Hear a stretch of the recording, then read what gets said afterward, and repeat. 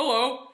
And welcome to this week's episode of History Fun with Ezekiel and Deirdre. My name's Ezekiel.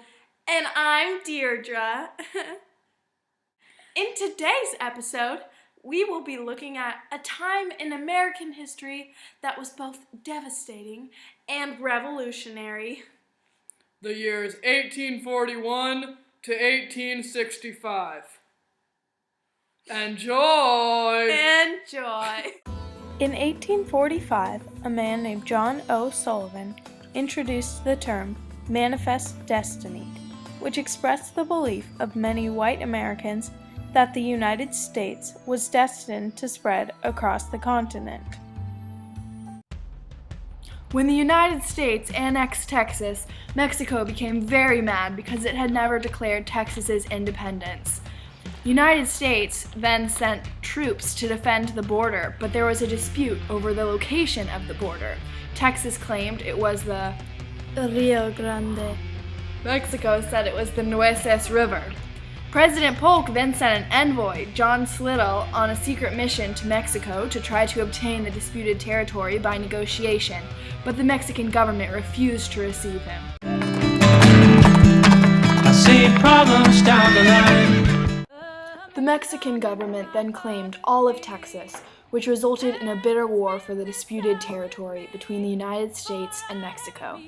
The United States then sent troops to advance on the Rio Grande, and after a week of fighting, the Mexicans were driven across the Rio Grande. To spend this hour with thee, for I have to go down. After further bloody battles, the United States had won the war.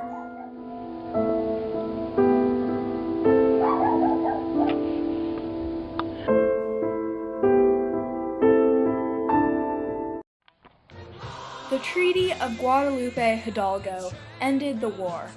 It gave great territorial gains to the United States. The Rio Grande was established as the boundary for Texas. Mexico ceded New Mexico and Upper California to the United States, which includes present-day Nevada, Utah, and Arizona, along with parts of Colorado and Wyoming.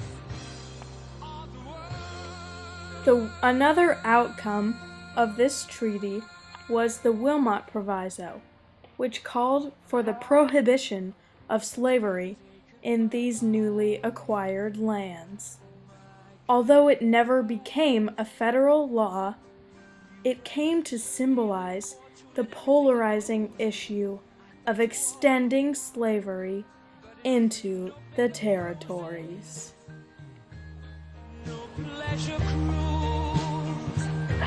Consider it a challenge before the whole human race, and I ain't gonna lose.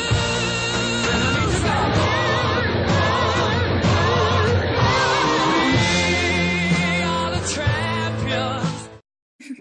When people heard of gold findings in California, they flocked from all over the country to gain part of the wealth. The effects of the gold rush were substantial. San Francisco grew from a small settlement of about 200 residents in 1846 to a boomtown of about 36,000 by 1852. Roads, churches, schools, and other towns were built throughout California. This was a major step in California's annexation into the United States in 1850.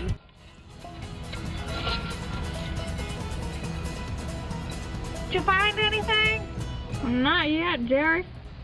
Wow, I wish we would find something down here, John. Me too. I got kids to feed. I got a wife, I got kids, I got my horses. My mama's sick. She needs some medicine. Oh, what is that? What'd you find? Did you find anything? Hey! What? Hey, What is I it? got it! I got it! Oh, mama!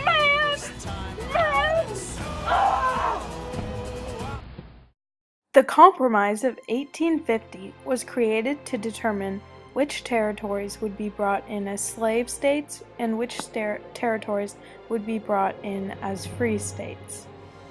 Also, it organized several territories simply without the mention of slavery, so the inhabitants could later determine whether they were slave or free when applying for statehood. Also in 1850, the Fugitive Slave Act allowed federal commissioners to make people report runaway slaves under the threat of imprisonment or fines. In 1854, Congress passed the Kansas-Nebraska Act, which created the territories of Kansas and Nebraska, opening new lands for settlement. It repealed the Missouri Compromise of 1820 by allowing settlers in these territories to determine through popular sovereignty whether they would allow slavery or not. The result of this was that both pro- and anti-slavery people flooded into Kansas with the goal of making the states into what they wanted. This tension led to riots and battles between the opposing forces, which became known as Bleeding Kansas. This chaos extended into other parts of the United States, such as Virginia. John Brown's raid on Harper's Ferry was an example of this. He was an abolitionist who tried to start an armed slave revolt by seizing a United States arsenal at Harper's Ferry. Military forces quickly shut him down.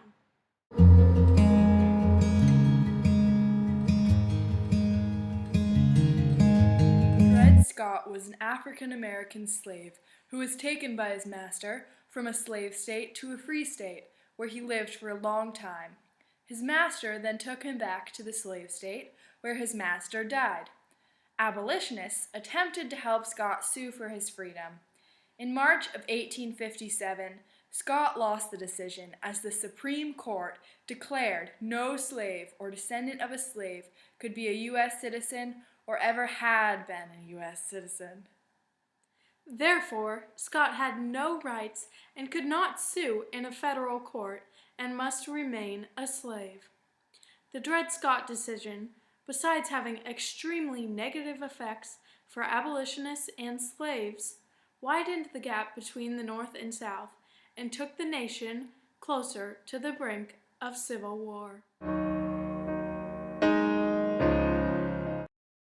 In July of 1858, Abraham Lincoln challenged Illinois Senator Stephen A. Douglas to a series of debates. Douglas ended up destroying his own political career with the Freeport Doctrine, which was an attempt to protect popular sovereignty or the belief that settlers of a territory would decide whether it was slave or free. Lincoln, who was after Douglas's Illinois Senate seat, cleverly pointed out that Douglas's position directly challenged the Dred Scott decision, which said that the citizens of a territory had no such power. This ended up destroying any chance Douglas may have had for winning the presidency in the 1860 election, giving Lincoln increasing popularity. This country simply cannot exist, half slave and half free. Honest Abe, this man is a liar. He is an abolitionist.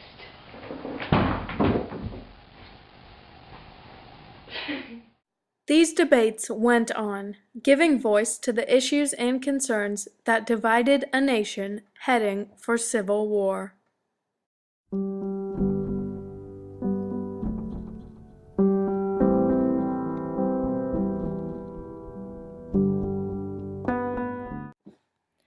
There were 5 major causes of the Civil War. Number 1 was economic and social differences between the North and the South. While the Southern economy was solely reliant on cotton and therefore slavery, the Northern economy was based more on industry than agriculture. The second major cause of the Civil War was states versus federal rights. Southern states felt that they were no longer accounted for in the interests of the United States, so that's why they moved towards secession. Number 3 is the fight between slave and non-slave state proponents. Each one anti-slavery and pro-slavery. feared that the other was growing stronger in the influence of the United States. Number 4 was the growth of the abolition movement. It came from Harriet Beecher Stowe's Uncle Tom's Cabin, the Dred Scott case, John Brown's raid, and the passage of the Fugitive Slave Act. Number 5 was the election of Abraham Lincoln. He was a Republican and he was anti-slavery, so this caused 7 southern states to secede from the Union, and 4 more joined them after the start of the Civil War. They formed the Confederate States of America. The war started in 1861 when the Confederates attacked Fort Sumter. This bombardment was a Confederate victory which prompted 4 more states to join the Confederacy. The First Battle of Bull Run followed, which was a Southern victory. In May of 1862, General Lee and Stonewall Jackson defeated a huge Union army at the 7 Days Battle in Richmond and continued to defeat the Union Army at the Second Battle of Bull Run. In the bloodiest battle of the war, the Battle of Antietam, neither side claimed a decisive victory. On January 1, 1863, Lincoln issued his Emancipation Proclamation, which freed slaves in the South. The Union Army defeated the Confederates in July 1863 at the Battle of Gettysburg. This was a major turning point in the war. Union General Sherman then took Atlanta, Georgia, and captured Savannah, while Grant took Petersburg, Virginia. In April of 1865, the Confederate General Lee surrendered to Grant at the Appomattox Courthouse in Virginia. The Civil War had ended. The Civil War proved to be the costliest war ever fought on American soil, with 620,000 million soldiers killed, millions more injured, and the population and territory of the South devastated.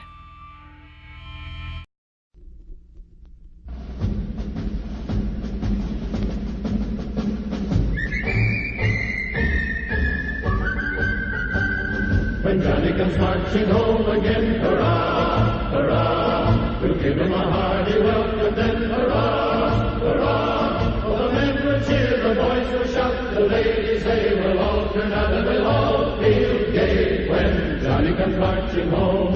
And we'll all feel gay when Johnny comes marching home. Get ready for the Jubilee, hurrah, hurrah. We'll give the hero 3 times 3, hurrah, hurrah. For the war of Reed is ready now to place upon his loyal brow, and we'll all feel gay when Johnny comes marching home. And we'll all feel gay when Johnny comes marching home. In 1861, hurrah, hurrah. That was when the war begun, hurrah, hurrah. In 1862, both sides were calling to, and we'll all drink stone wine when Johnny comes marching home. And we'll all drink stone wine when Johnny comes marching home. When Lincoln became president, he proposed an amendment that would abolish slavery. Abraham Lincoln, what are you still doing up? I just can't go to sleep, Mary. I've been thinking and thinking. Oh, you've been thinking about that 13th Amendment of yours? Yes, I have.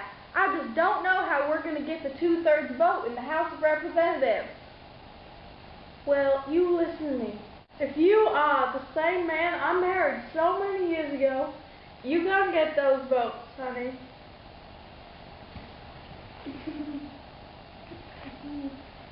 I believe in you. Come to bed soon, okay, honey? Well, I love you. Love you too. My head hurts. Did you enjoy this episode?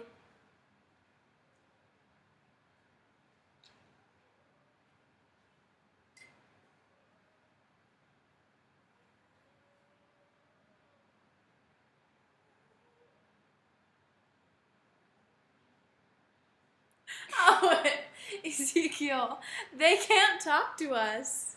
Oh. That was 1841 to 1865. Tune in next time, or don't. Goodbye. Bye. When Johnny comes marching home again, hurrah!